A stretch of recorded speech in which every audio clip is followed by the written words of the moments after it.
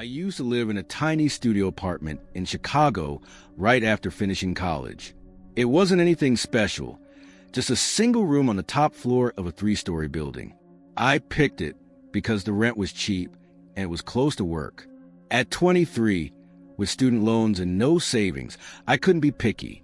The apartment was small but clean, practical, and most importantly, mine.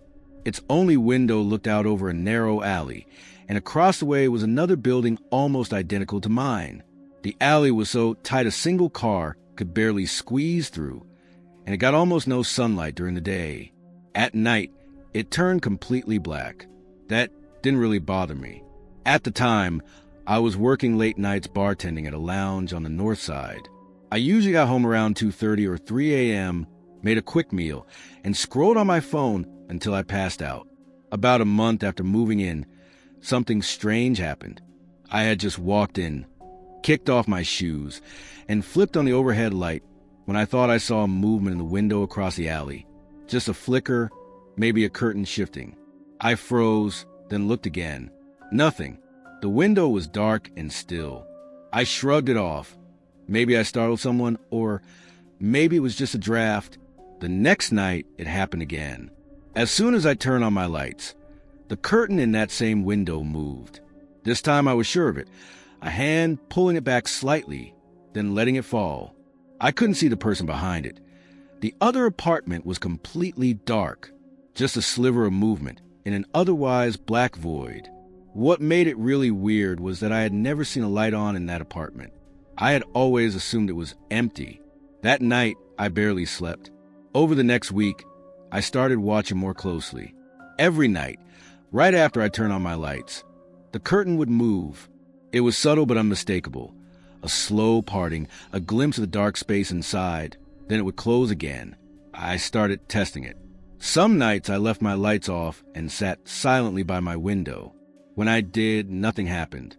But the moment I turned them on, even just a small lamp by my couch, the curtain shifted. Someone was clearly watching me. I tried to explain it away. Maybe someone just liked looking out the window at night. But that didn't explain the timing, how it always matched my arrival. It was too specific to be a coincidence.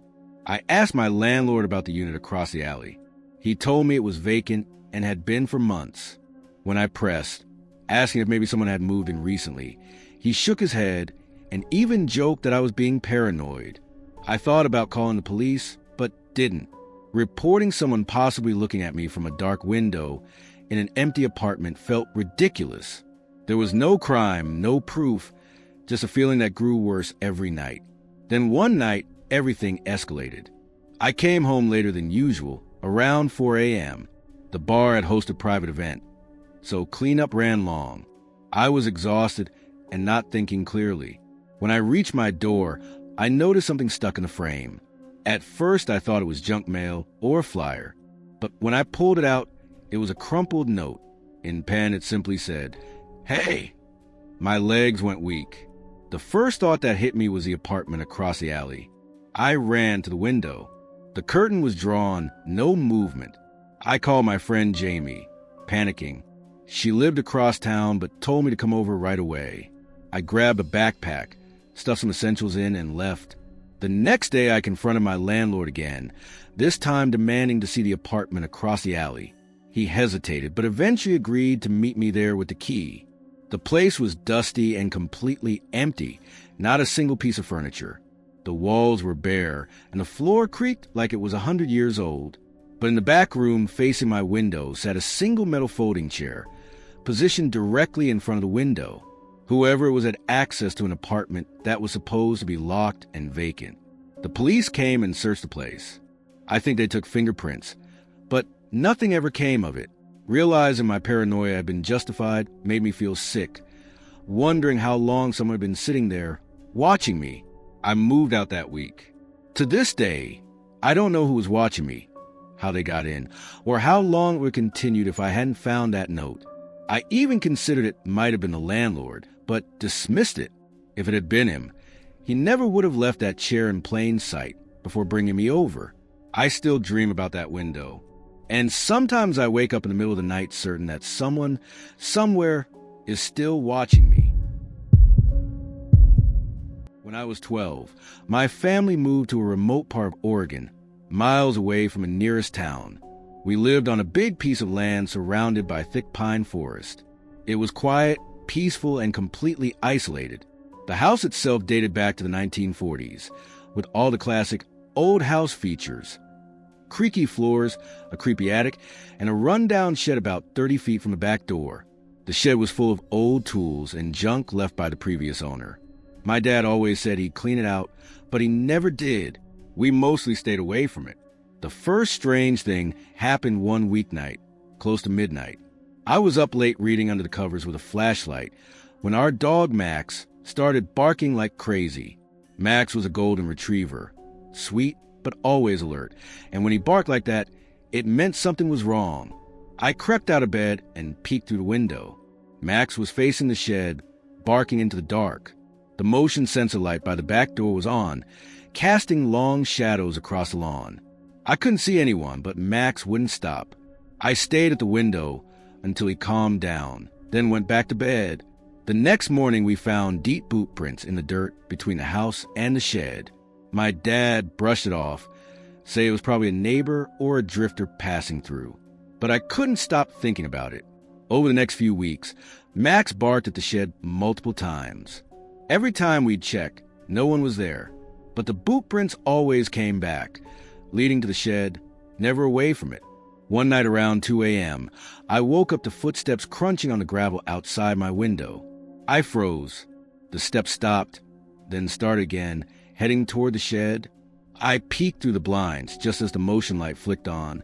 For a split second, I saw him, a tall man standing beside the shed door, wearing what looked like a dirty gray coat. His face was hidden in shadows. Then the light went out. My heart pounded as I backed away from the window. I woke my parents. My dad grabbed his rifle and went outside, but the man was gone. The footprints, though, were fresh right up to the shed. This time my dad unlocked the padlock and pulled the doors open. Inside were just rusty tools and old tarps. He added a new lock and reinforced the doors.